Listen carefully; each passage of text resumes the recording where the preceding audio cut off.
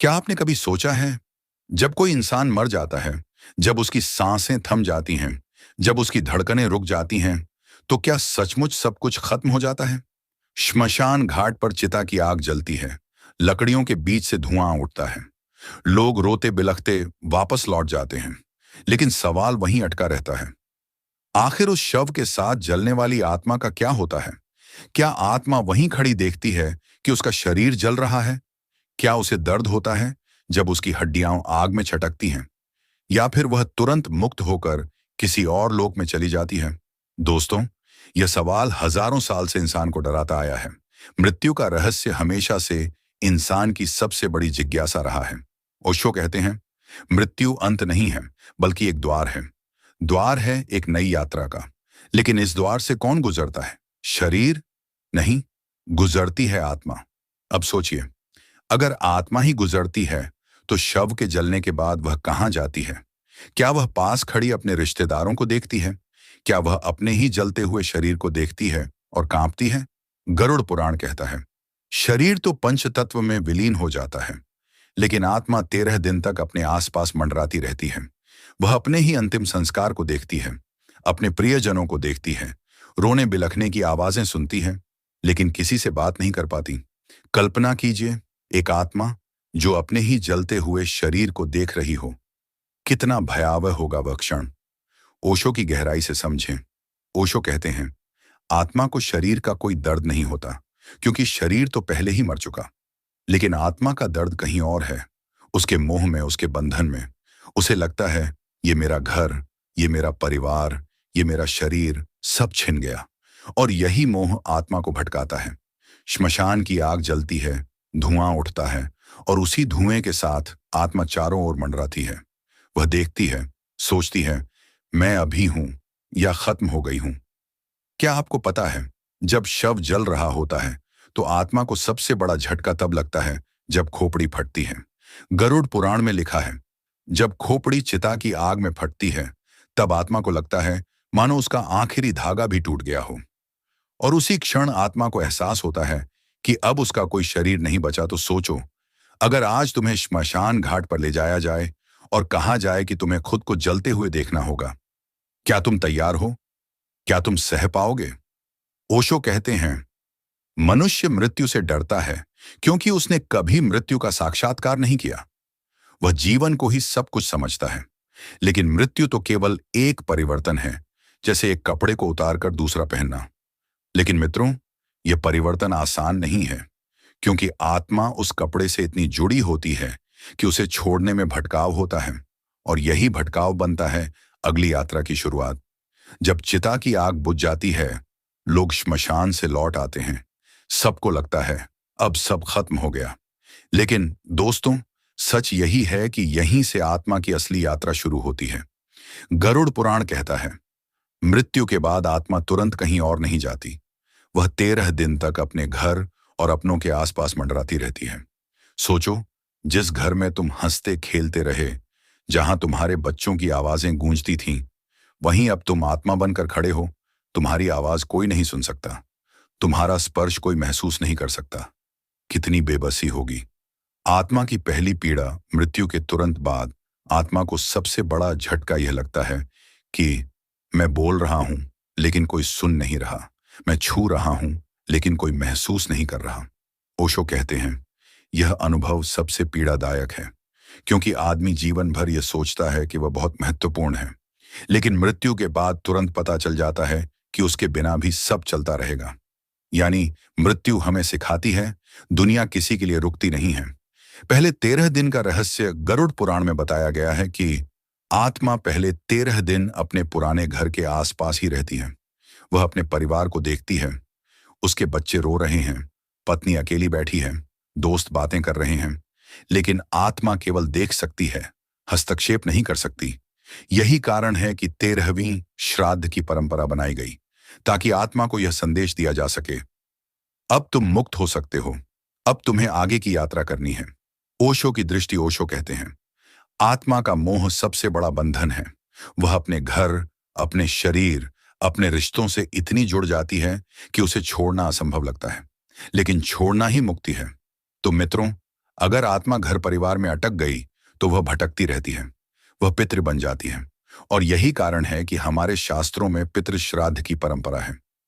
आत्मा का आगे का सफर, यमदूत और दूसरा लोक गरुड़ पुराण कहता है। 13वें दिन आत्मा को यमदूत लेने आते हैं। वे आत्मा को ले जाकर यमराज के दरबार में प्रस्तुत करते हैं। सोचो, वह आत्मा जो अभी तक घर के आंगन में मंडरा रही थी, अचानक दो तेजस्वी दूत आते हैं और उसे बांधकर खींच ले जाते हैं। आत्मा चाहती है वापस लौटना, लेकिन अब कोई राह नहीं बची। ओशो कहते हैं, मनुष्य जीवन में जैसे कर्म करता है, वैसे ही मृत्यु के बाद उसका अनुभव होता है। यदि कर्म शुभ हैं, तो आत्मा हल्की होती है, और यदि पाप से भरी है, तो भारी होकर नीचे खींचती है। यानी मृत्यु के बाद का मार्ग पहले से तय होता है, हमारे कर्मों से। नरक और स्वर्ग का अनुभव गरुड़ पुराण विस्तार से बताता है। यदि आत्मा ने पाप किए हों, तो उसे नरक के लोकों में ले जाया जाता है, जहां पीड़ा ही पीड़ा है। उदाहरण के लिए, जिसने लोगों को भूखा रखा, उसे नरक में हमेशा भूखा रखा जाएगा। जिसने चोरी की, उसे बार बार काटा जाएगा। जिसने व्यभिचार किया, उसे आग में जलाया जाएगा। क्या यह सचमुच होता है? ओशो कहते हैं, स्वर्ग और नरक बाहर कहीं नहीं है, ये मन की अवस्थाएं हैं। लेकिन गरुड़ पुराण कहता है, ये अनुभव इतने वास्तविक होते हैं कि आत्मा उन्हें सच मानकर जीती है। दोनों दृष्टियां मिलकर यही कहती हैं, मृत्यु के बाद आत्मा वही अनुभव करती है जो उसने जीवन में बोया। अब सोचो, अगर आज तुम्हें मृत्यु आ जाए और आत्मा के रूप में तुम्हें यमदूत पकड़कर ले जाए, तो क्या तुम तैयार हो? क्या तुम्हारे कर्म इतने निर्मल हैं कि तुम हल्के होकर ऊपर जा सको, या फिर तुम्हारे पाप तुम्हें नीचे खींचेंगे? ओशो कहते हैं, मनुष्य मृत्यु से भागता है, लेकिन मृत्यु को टाला नहीं जा सकता। केवल एक तैयारी की जा सकती है, जीवन को इतना सचेत जियो कि मृत्यु आते ही तुम हल्के होकर उड़ सको। तो मित्रों, आत्मा का सफर यही नहीं रुकता। श्मशान से शुरू होकर यमलोक तक पहुंचने के बाद भी आत्मा को अगली यात्रा करनी होती है। श्मशान से विदाई के बाद 13 दिन की प्रतीक्षा पूरी होते ही यमदूत आत्मा को बांधकर यमलोक की ओर ले जाते हैं। कल्पना कीजिए, एक आत्मा जो अभी तक अपने घर आंगन में मंडरा रही थी, अचानक अंधेरे मार्ग से गुजर रही है। उस मार्ग में न कोई रोशनी है, न कोई सहारा, सिर्फ ठंडी हवाएं, चीखें और अदृश्य छायाएं। गरुड़ पुराण कहता है, आत्मा को यमलोक तक ले जाने वाला रास्ता बहुत कठिन है। आत्मा को प्यास लगती है, भूख लगती है, डर लगता है, लेकिन उसे कुछ भी नहीं मिलता। यही कारण है कि हिंदू परंपरा में मृत्यु के बाद पिंडदान किया जाता है, ताकि आत्मा को उस यात्रा में ऊर्जा मिले, भोजन मिले। यमराज का दरबार, जब आत्मा यमराज के दरबार में पहुंचती है, तब उसका सामना होता है चित्रगुप्त से। चित्रगुप्त वही दिव्य लेखाकार हैं जो हर आत्मा के कर्मों का लेखा जोखा रखते हैं।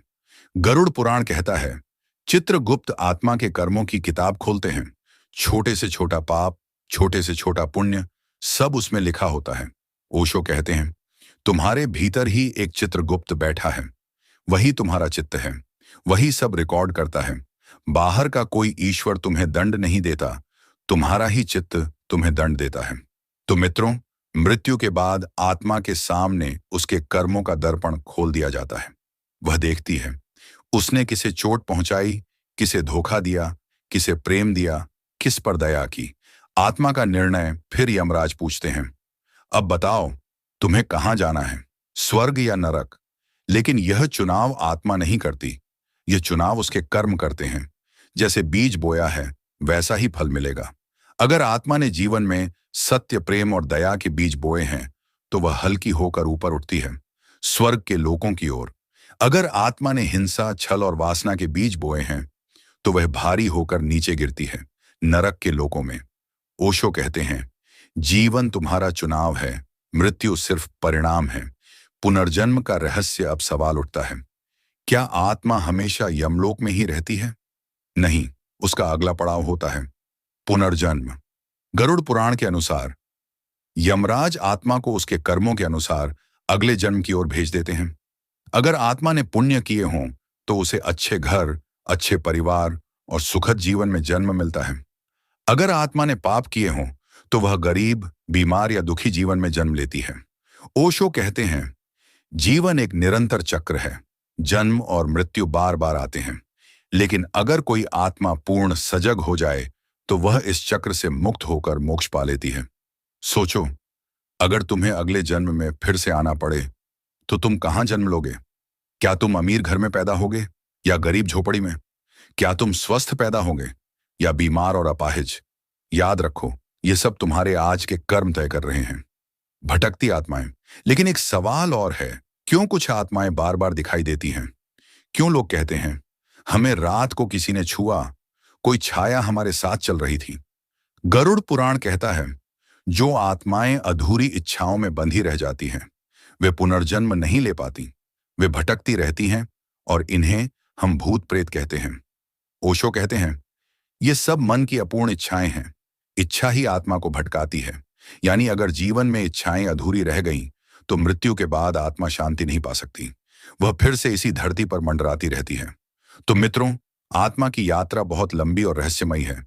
श्मशान से शुरू होकर यमलोक से गुजरकर फिर पुनर्जन्म या भटकाव में बदल जाना, यही आत्मा की नियति है। श्मशान से आत्मा की यात्रा शुरू हुई थी।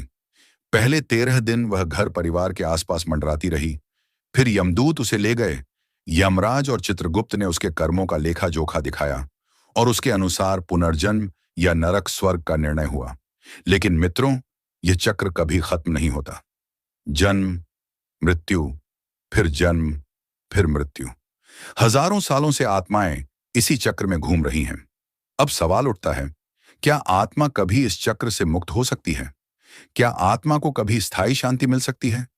क्या यह यात्रा अंतहीन है या कहीं कोई ठिकाना भी है?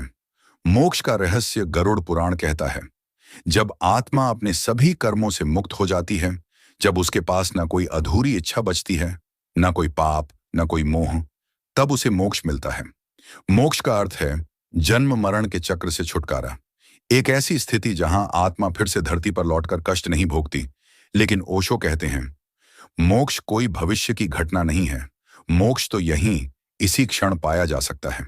अगर तुम अभी सजग हो जाओ, अभी जाग जाओ, तो इसी जीवन में तुम मुक्त हो सकते हो। सोचो, अगर मृत्यु अभी आए और तुम पूरी सजगता से उसे देख सको तो आत्मा सीधे मुक्त हो सकती है। मृत्यु से मित्रता, ओशो ने कहा है, मृत्यु शत्रु नहीं है, मृत्यु सबसे बड़ी मित्र है। मृत्यु तुम्हें अहंकार से मुक्त करती है, शरीर से मुक्त करती है। लेकिन लोग मृत्यु से डरते हैं। लोग सोचते हैं, अगर मृत्यु आ गई तो सब खत्म हो जाएगा। सच्चाई उलटी है। मृत्यु के बाद ही आत्मा का असली स्वरूप प्रकट होता है। मृत्यु शरीर को ले जाती है, लेकिन आत्मा को और विशाल बना देती है। अगर अभी तुम्हें मौत बुला ले, क्या तुम तैयार हो?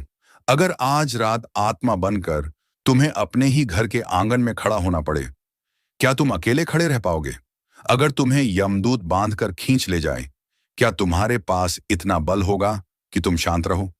अगर तुम्हारे कर्मों की किताब खुल जाए तो उसमें कौन सा पन्ना तुम्हें सबसे ज्यादा डराएगा? ओशो की गहराई। ओशो कहते हैं, तुम मरते नहीं हो, केवल शरीर मरता है। आत्मा अजर अमर है। मृत्यु तो सिर्फ एक घटना है, जैसे रात आती है और दिन चला जाता है। अगर यह समझ आ जाए तो मृत्यु का डर खत्म हो जाता है। फिर मृत्यु तुम्हें डराती नहीं, बल्कि तुम्हें तैयार करती है। मृत्यु को कैसे जीना चाहिए? गरुड़ पुराण कहता है, सत्कर्म करो, सत्य बोलो, दान दो, दूसरों की सेवा करो। ये सब आत्मा को हल्का बना देंगे और अगला जन्म सुखद होगा। ओशो कहते हैं, कर्मों से भी बड़ा है जागरूकता। अगर तुम जाग गए तो कर्मों की बेड़ियां भी टूट जाएंगी। तो मित्रों, मृत्यु की तैयारी का केवल एक ही उपाय है, सचेत जीवन जियो। हर क्षण ऐसे जियो जैसे यही आखिरी क्षण है। आत्मा का अंतिम अनुभव कल्पना करो। जब आत्मा आखिरकार सब छोड़ देती है, घर, शरीर, मोह, पाप, पुण्य, सब छोड़कर वह शून्य में विलीन हो जाती है। वह शून्य ही मोक्ष है, वह शून्य ही ब्रह्म है, वह शून्य ही परम शांति है। उसी क्षण आत्मा कहती है, अब मुझे कोई जन्म नहीं लेना, अब मैं मुक्त हूं। तो मित्रों, मृत्यु कोई अंत नहीं है। यह एक रहस्य है, एक यात्रा है, एक द्वार है। श्मशान की राख के पार, आग की लपटों के पार एक और ही संसार छिपा है, जिसे देखने की हिम्मत हर किसी में नहीं होती। ओशो कहते हैं, मृत्यु को जानो, मृत्यु को स्वीकारो, तभी जीवन को सही अर्थ में जी पाओगे। तो अब सवाल तुमसे है, क्या तुम मृत्यु को दोस्त मानने को तैयार हो? क्या तुम अपने कर्मों को इतना पवित्र बना सकते हो कि मृत्यु तुम्हें छूते ही तुम मुक्त हो जाओ? अगर तुम्हें यह रहस्यमयी यात्रा पसंद आई हो तो इस वीडियो को लाइक करो, इसे अपने दोस्तों और परिवार के साथ शेयर करो ताकि वे भी समझ सकें मृत्यु सिर्फ अंत नहीं बल्कि एक नई शुरुआत है। और हाँ, अगर तुम ऐसी ही गहरी और रहस्यमयी बातों को सुनना चाहते हो तो चैनल को सब्सक्राइब करना मत भूलो। याद रखो, मृत्यु आएगी जरूर, लेकिन सवाल यह है कि तुम उसके सामने डर कर खड़े रहोगे या मुस्कुराकर। फिर मिलेंगे अगले वीडियो नए टॉपिक के साथ। जब तक खुश रहिए, आबाद रहिए।